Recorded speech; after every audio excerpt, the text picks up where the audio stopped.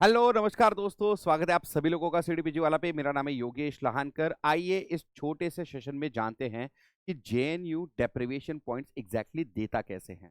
तो बहुत सारे बच्चों को ये डेप्रिवेशन पॉइंट्स वाला जो सिस्टम है वो समझ नहीं आता, और इसीलिए ये एक्सप्लेन करने के लिए मैं आपके सामने खड़ा हूँ। आप देख सकते हैं जेएनयू ई प्रोस्पेक्टस 2026-2027 ये मैंने खोला है। पेज नंबर 60 के ऊपर मैं आया हूँ। डेप्रिवेशन पॉइंट्स के ऊपर यहाँ पे चर्चा करी गई। डेप्रिवेशन पॉइंट्स क्या होते हैं? देखिए, जेएनयू एक सेंट्रल यूनिवर्सिटी है जो मानती है कि सारे बच्चों को शिक्षा का समान अधिकार मिलना चाहिए। लेकिन भारत, पूरे के पूरे भारत में ऐसे बहुत सारे डिस्ट्रिक्ट्स हैं जो बैकवर्ड हैं, और ऐसे बैकवर्ड डिस्ट्रिक्ट से पढ़ने वाले बच्चों को कभी भी शिक्षा का वो एक्सेस नहीं मिल पाता जो डेवलप्ड डिस्ट्रिक्ट से आते हैं बच्चे, है ना। तो ऐसे में ये जो बैकवर्ड रीजन से, बैकवर्ड डिस्ट्रिक्ट से आने वाले बच्चे हैं, उनको कुछ मार्क्स देके उनको एट पार लाने की कोशिश जेएनयू करता है, और इन्हीं को हम लोग डेप्रिवेशन पॉइंट बोलते हैं। डेप्रिवेशन पॉइंट्स उन बच्चों को दिए जाएंगे जो ऐसे पिछड़े हुए डिस्ट्रिक्ट से आएंगे, जिनको आज तक बहुत सारे लेवल पे शिक्षा और दूसरी जो इंफ्रास्ट्रक्चरल डेवलपमेंट वगैरह होती है, इसका डेप्रिवेशन झेलना पड़ा है। ठीक है। शिक्षा जिस प्रकार से डेवलप्ड जिले के बच्चों को बहुत ही आसानी से अवेलेबल अवेलेबल होती है, उस प्रकार से अंडर डेवलप्ड या फिर जहाँ पे बहुत ज़्यादा डेवलपमेंट नहीं हुई है, वहाँ पे जो बच्चे हैं उनको बहुत बढ़िया लेवल से वो एक्सेस नहीं कर पाते, है ना। तो उनको एट पार लाने के लिए ये किया गया है। अब कितने मैक्सिमम डेप्रिवेशन पॉइंट्स आपको मिल सकते हैं? तो मैक्सिमम डेप्रिवेशन पॉइंट जो आपको मिल सकते हैं ना, वो है 12। ठीक है, वो है 12 पॉइंट से ज्यादा डेप्रिवेशन पॉइंट्स आपको मिल नहीं सकते। और ये कहाँ पे ऐड किए जाएंगे? आपके सीयूईटी पीजी के स्कोर में आपके ये डेप्रिवेशन पॉइंट जो है ऐड किए जाएंगे। ठीक है, ये याद रखिएगा। अब चलिए डेप्रिवेशन पॉइंट्स के ऊपर बात करते हैं। तो ये जो होता है, ये JNU quartile 1 district and quartile 2 district, इसके आधार के ऊपर करता है। अब ये जो पिछड़ापन है, इसके आधार के ऊपर ये क्वार्टाइल 1 एंड क्वार्टाइल 2 है। Q1 डिस्ट्रिक्ट जो है सबसे ज्यादा पिछड़े हुए हैं, और इन जिलों से आने वाले बच्चों को ज्यादा मार्क्स दिए जाएंगे। वहीं पे Q2 जिलों से आने वाले जो बच्चे हैं, वो पिछड़े हुए जिलों से आते हैं, लेकिन वो उतने ज्यादा पिछड़े हुए भी नहीं हैं जितने Q1 के डिस्ट्रिक्ट हैं। हर एक राज्य की Q1 एंड Q2 की जो पूरी की पूरी लिस्ट है, वो जेएनयू हर बार अपने ई प्रोस्पेक्टस में देता है। तो ये वाली लिस्ट जो है आप देख सकते हैं आगे, पेज नंबर 61 से उन्होंने देके रखी है। आंध्र प्रदेश, अरुणाचल प्रदेश, आसाम, यहाँ पे Q1 और Q2 ये जो जिले हैं, और इनका डिस्ट्रिक्ट कोड जो है वो आपको दिया गया है। इसका मतलब ये भी है कि एक राज्य के सारे जिले इसमें आएंगे नहीं, सिर्फ वही जिले Q1 और Q2 में आएंगे जो पिछड़े हुए हैं। एक राज्य में कुछ ऐसे जिले भी आइडेंटिफाई किए जाएंगे जो बिल्कुल पिछड़े हुए नहीं हैं, और उनको बिल्कुल भी डेप्रिवेशन पॉइंट्स नहीं दिए जाएंगे। मतलब वहां से आने वाले कैंडिडेट्स को डेप्रिवेशन पॉइंट्स नहीं दिए जाएंगे। ठीक है। तो चलिए वापस से चलते हैं और डेप्रिवेशन पॉइंट्स के ऊपर हम लोग चर्चा करेंगे। तो ये डिसाइड कैसे किया जाता है कि Q1 Q2 ये डिस्ट्रिक्ट कैसे डिसाइड किए जाते हैं? तो जेएनयू कहता है कि 4 हमारे यहाँ पे क्राइटेरिया है। सबसे पहला क्राइटेरिया है परसेंट फीमेल इलिटरेसी। जितनी ज्यादा फीमेल इलिटरेसी होगी, उतना ज्यादा वो जिला पिछड़ा हुआ माना जाएगा। दूसरा है कि परसेंट एग्रीकल्चरल वर्कर्स। जितने ज्यादा एग्रीकल्चरल वर्कर्स होंगे, उतना ज्यादा वो जिला पिछड़ा हुआ माना जाएगा। तीसरा है कि परसेंट रूरल पॉपुलेशन। जितनी ज्यादा रूरल पॉपुलेशन होगी, उतना वो जिला पिछड़ा हुआ माना जाएगा। और चौथा जो क्राइटेरिया है, percentage of household having no latrine within the premises.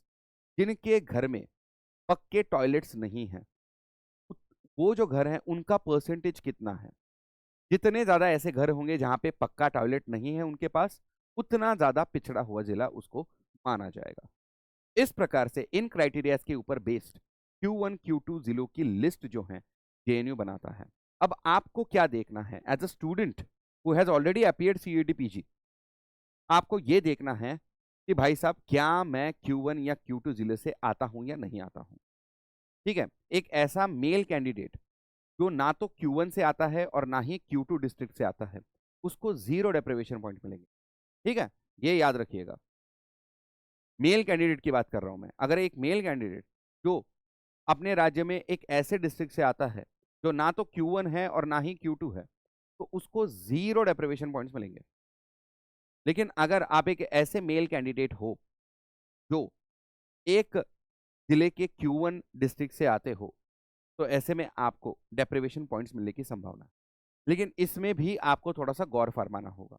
अब यहां पे देखिए, आपको चाहिए पीजी में एडमिशन। आपको किस में एडमिशन चाहिए? आपको पीजी में एडमिशन चाहिए, है ना? अब आपने अपनी 10th अगर Q1 से करी हो तो आपको 3 मार्क्स मिलेंगे। साथ ही साथ अगर आपने 12th भी अगर Q1 से करी हो तो आपको 3 मार्क्स मिलेंगे, मतलब ओवरऑल 3 मार्क्स मिलने वाले हैं। वहीं पे अगर आपने अपनी 10th Q1 से करी हो और 12th Q2 से करी हो, फिर भी आपको 3 मार्क्स मिलेंगे। अगर आपने 10th Q2 से करी है और 12th Q1 से करी है, तब भी आपको 3 मार्क्स मिलेंगे। आपको 2 मार्क्स तभी मिलेंगे जब आपकी 10th एंड 12th दोनों Q2 से हो। दोनों अगर Q2 से हो तब आपको थोड़े कम मार्क्स मिलेंगे, 2 मार्क्स मिलेंगे। लेकिन अगर आपने या तो आपकी 10th या फिर आपकी 12th कोई भी एक Q1 डिस्ट्रिक्ट से करी है, तो आपको 3 मार्क्स देंगे, ठीक है, पीजी के एडमिशन के लिए। उसके साथ साथ यूजी का बहुत ही आसान है। आपने अंडर ग्रेजुएट जिस जिले से करा हो, क्या वो जिला Q1 है या Q2 है, वो आपको देखना है।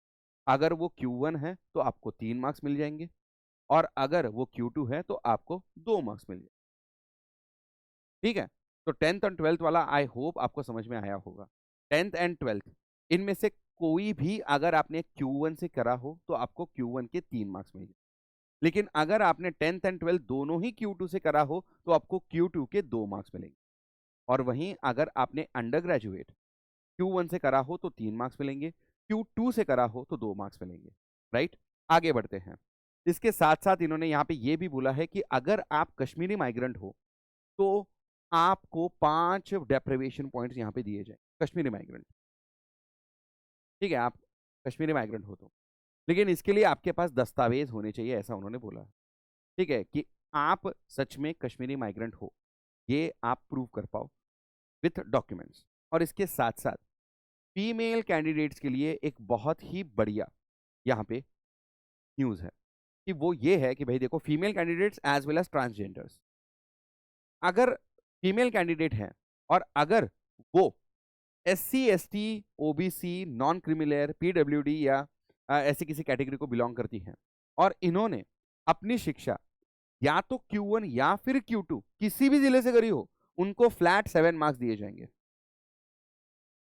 और वहीं दूसरी ओर अगर एक ऐसी फीमेल कैंडिडेट है या फिर एक ऐसी ट्रांसजेंडर कैंडिडेट है जो एक्चुअली अनरिजर्व कैटेगरी को बिलोंग करती है, और जो ना तो Q1 से या फिर Q2 से अपनी शिक्षा उन्होंने कंप्लीट करी है, मतलब एक बहुत ही ज्यादा डेवलप्ड जिले से उन्होंने अपनी शिक्षा कंप्लीट करी है, तो ऐसे में भी फीमेल कैंडिडेट्स होने के वजह से इनको 5 डेप्रिवेशन पॉइंट्स मिलेंगे।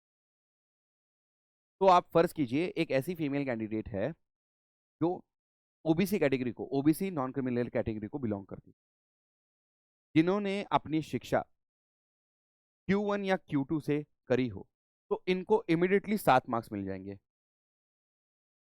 ठीक है, और साथ ही साथ अगर वही फीमेल कैंडिडेट कश्मीरी माइग्रेंट भी रहेंगी तो उनको +5 पॉइंट्स मिलेंगे, +5, कुल मिला के 12। ये जो स्कोर होता है ये मेक और ब्रेक स्कोर होता है, क्योंकि अगर आपको अच्छे खासे डेप्रिवेशन पॉइंट मिलेंगे तो आपका JNU में एडमिशन पक्का हो जाएगा। ठीक है, I hope I was able to explain the entire concept of deprivation point that JNU usually has. और अगर आप चाहे तो इसके ऊपर मैं एक और सेशन बना के आपको फिर से एक बार ये एक्सप्लेन करना चाहूंगा। आप जरूर चैट बॉक्स में मुझे बताइए कि क्या आपको ये पूरी तरीके से समझ में आया है या नहीं आया। Right, so this is Yogesh Lankar signing off, bye bye.